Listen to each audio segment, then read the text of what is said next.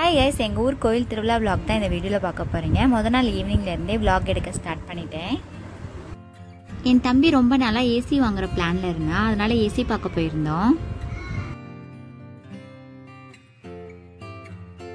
ரொம்ப நேரம் டிஸ்கஷனுக்கு அப்புறம் ஒரு ஏசி பார்த்தாச்சு. இஎம்ஐக்கான ப்ரொசீஜர்லாம் கொஞ்சம் இருந்துச்சு, அதெல்லாம் முடிக்கிறது கொஞ்சம் நேரம் ஆச்சு. அதனால் அங்கேயே இருந்தோம். அந்த டைம் பார்த்து மழை செம்மையாக வந்துருந்துச்சு.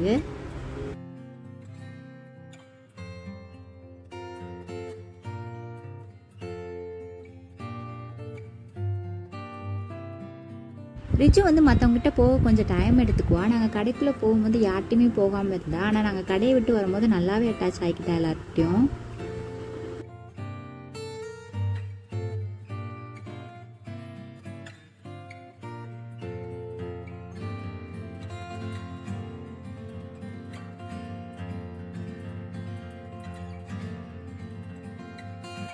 எல்லா ப்ரொசீஜரையும் முடிச்சுட்டு கிளம்பிட்டோம். ரிஜு இப்போ பிடிச்சிக்கிட்டே நடக்க ஆரம்பிச்சிட்டாங்க. அதனால் ஷூ வாங்கணும், ஸ்லிப்பர் வாங்கணும்னு ஆசை வந்துருச்சு எனக்கு. அதனால் ஸ்லிப்பர்லாம் கொஞ்சம் வாங்கிட்டு ட்ரெஸ்ஸஸும் கொஞ்சம் வாங்கிட்டு வீட்டுக்கு கொஞ்சம் பொருள் வாங்க வேண்டியது இருந்துச்சு. அதனால் சூப்பர் மார்க்கெட் போயிட்டு வந்திருந்தோம்.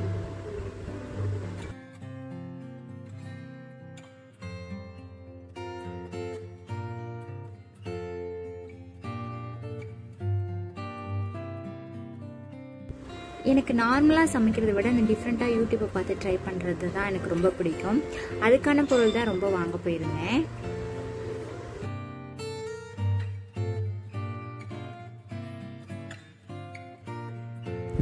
என் தம்பியை மட்டும் பிரெட் வாங்க சொல்லி அனுப்பியிருந்தேன். மற்றதுக்கெலாம் நாங்கள் பில் போட்டு வீட்டுக்கு வந்தாச்சு. நைட்டுக்கு லைட்டாக ஏதாவது சாப்பிட்டுக்கலாம். ஏன்னா கோயிலுக்கு போகிற ஐடியாவே இருந்துச்சு. கோயிலில் அன்னதானம் இன்னைக்கு போடுவாங்க. பௌர்ணமி எல்லா பௌர்ணமிக்கும் அவங்க அன்னதானம் போடுவாங்க. நான் சாப்பிட்டு ஒரு 3 வருஷம் இருக்கும். இன்னைக்கு தான் சாப்பிட போகிறேன். அதனால் லைட்டாக சாப்பிட்டுக்கலாம் அப்படின்னு நாங்கள் பன்னீர் சாண்ட்விச் பண்ணி சாப்பிட்டோம். நான் காலேஜ் படிக்கும் போது லீவுக்கு எப்போயாவது வந்திருந்தேன்னா பௌர்ணமி டைமாக இருந்தால் நானும் அம்மாவும் அப்பா இருக்கும்போது போவோம். அப்பா இருந்ததுக்கப்புறம் நாங்கள் அந்த பௌர்ணமி பூஜைக்கே போகிறதே கிடையாது. இப்போ தான் கல்யாணம் ஆகிட்டு ஹஸ்பண்ட் கூட போகிறேன் ஃபஸ்ட் டைமு.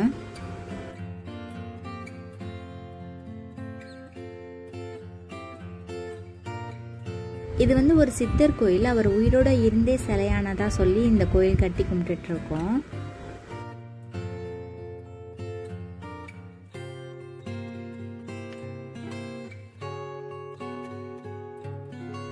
நாங்கள் அன்னதானம் முடிகிற ஸ்டேஜில் போயிருந்தோம். எங்களுக்கு பொங்கல் சாம்பார் சட்னி தான் இருந்துச்சு.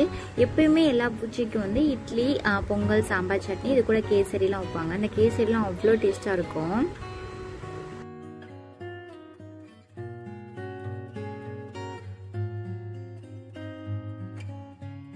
அந்த சாம்பார் சட்னி பொங்கல் வச்சு சாப்பிட அவ்வளோ டேஸ்ட்டாக இருந்துச்சு. நல்லா வயிறு ஃபுல்லாக சாப்பிட்டுட்டு கிளம்பிட்டோம்.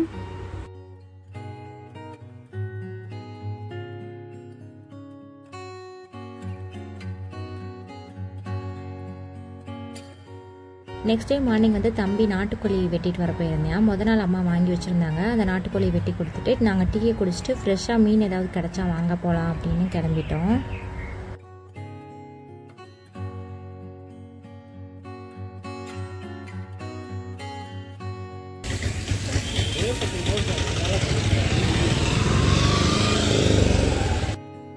நாங்கள் மீன் வாங்குற போகிற வழியிலேயே பால்கொடை ஒன்றா வர ஆரம்பிச்சிருச்சு. இது கூட்டமாக இருக்கும்போது நடக்க முடியாதவங்க, வயசானவங்கலாம் முதல் இந்த மாதிரி ஒரு ஆள் 2 ஆளாக வந்துடுவாங்க.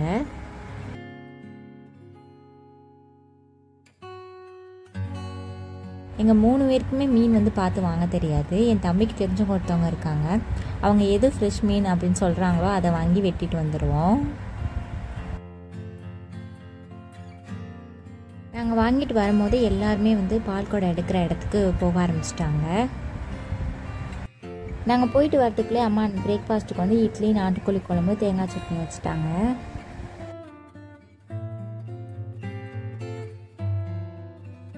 நாங்கள் நாட்டுக்கோழி குழம்பு வச்சாலே சாப்பிட்றதுக்கு முன்னாடி ஒரு பவுலில் சுட சுட எடுத்துக்கிட்டு அது கூட நல்லெண்ணெய் சேர்த்து குடிப்போம். அது சாப்பிட்றதுக்கு அவ்வளோ பிடிக்கும் எனக்கு.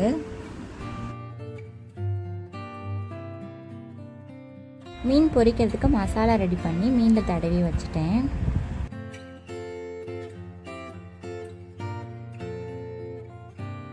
பால்கொடை பார்க்க என்னால் போக முடியல. ரொம்ப கூட்டமாகவும் இருந்துச்சு. வெயில் வேறு ரொம்ப அதிகமாக இருந்துச்சு. என் தம்பி போய் பார்த்துட்டு வீடியோ எடுத்துகிட்டு வந்தான். நாங்கள் இந்த வருஷம் பால் குடம் கம்மியாக தான் இருக்கும்னு நினச்சோம். ஏன்னா கும்பாபிஷேகம் வேலை வேறு நடந்துகிட்டு இருந்துச்சு. ஆனால் இந்த வருஷம் போன வருஷத்தை விட ரொம்ப கூட்டமாக தான் இருந்துச்சு.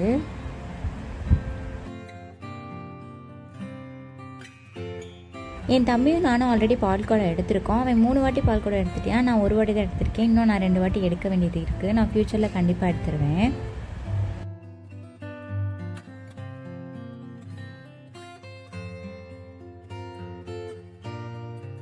என் தம்பி கோயிலுக்கு போயிட்டு சாமி கும்பிட்டுட்டு பிரசாதம்லாம் வாங்கிட்டு வந்திருந்தான். பிரசாதம் சாப்பிட்றதுக்கு அவ்வளோ டேஸ்ட்டாக இருந்துச்சு. சாப்பிட்டு முடிச்சுட்டு ஒரு ஸ்வீட் ஏதாவது சாப்பிடணும் போல் இருந்துச்சு. அதனால் ஸ்வீட் ரெடி பண்ணி சாப்பிட்டேன்.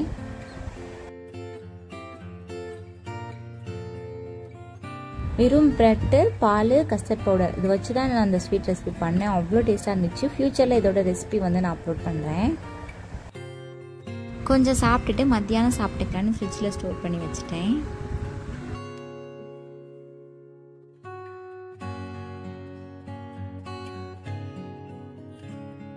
மத்தியானம் சாப்பிட்டு முடிச்சுட்டு அந்த ஸ்வீட் ரெடி பண்ணி வச்சுருந்தால அதையும் சாப்பிட்டுட்டு நல்லா தூங்கியாச்சு. எங்கள் வீட்டு மாலில் நின்று பார்த்தாலே பரதநாட்டிய டான்ஸ் ஆடுறதெல்லாம் தெரியும். எல்லா வருஷமும் வந்து ஈவினிங் வந்து பரதநாட்டிய டான்ஸ் வைப்பாங்க. நைட்டுக்கு வந்து பாட்டு கச்சேரி வைப்பாங்க. எங்கள் வீட்டு மாலில் நின்று எல்லாமே பார்ப்போம். கோயில் போகிறதுக்கு வச்சுக்க வந்து அம்மா பூ கட்டியிருந்தாங்க. அப்புறம் சாமிக்கு கொஞ்சம் பூ கட்டி வச்சுருந்தாங்க.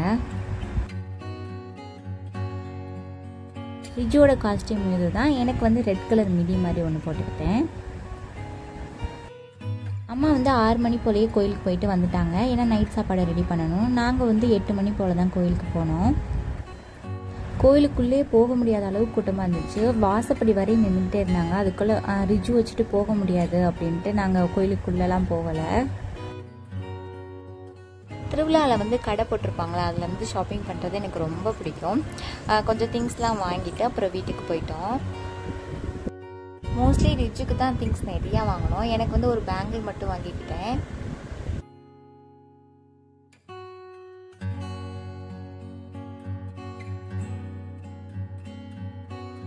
ஐஸ்கிரீம் சாப்பிடணும் போல் இருந்துச்சுன்னு 3 பேர் ஐஸ்கிரீம் வாங்கிக்கிட்டோம். ரிஜு வந்து அப்படியே அவங்க அப்பா மேலே தூங்கிட்டா. அதனால் நான் கொஞ்சம் நேரம் வாங்கி வச்சுக்கிட்டேன். இதோட என் வீடியோ முடிச்சுக்கிறேன். என் வீடியோ உங்களுக்கு பிடிச்சிருந்துச்சுன்னா லைக் பண்ணுங்கள். இது மாதிரி நிறையா வீடியோஸ்க்கு என் சேனலை சப்ஸ்கிரைப் பண்ணி வச்சுக்கோங்க. நீ நெக்ஸ்ட் ஒரு வீடியோவில் பார்க்கலாம்.